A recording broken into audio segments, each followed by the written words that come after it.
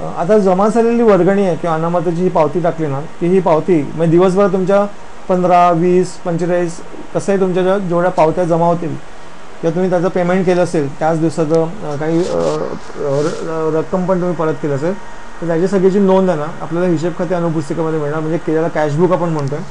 त्या कॅशबुकसाठी आपल्याला वृत्तांत अहवालमध्ये यायचं आहे. वृत्तांत अहवालमध्ये बघा लेखा विभाग संबंधित म्हणून आहे, त्याच्यामध्ये हिशेब पुस्तिका म्हणून आहे, त्याच्यामध्ये हिशेब खाते अनुपुस्तिका म्हणून आहे. या रिपोर्टवरती मी राईट क्लिक करून ओपन इन न्यू टॅब म्हणतो, म्हणजे मला वेगळ्या टॅबमध्ये ओपन होईल.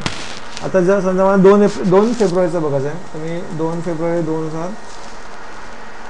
2015चा मी डेट टाकली.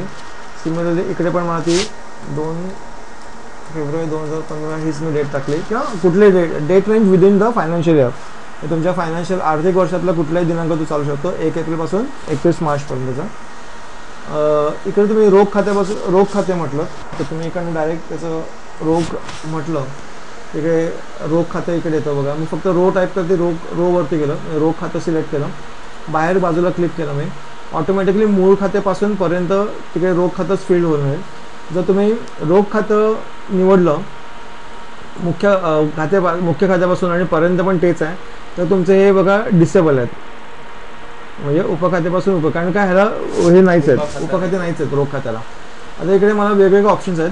वृत्तांत प्रकार विस्तृत आहे, संक्षिप्त आहे, महिन्याप्रमाणे बघू शकतो, दिनांकाप्रमाणे बघू शकतो किंवा पावती संक्षिप्त बघू शकतो.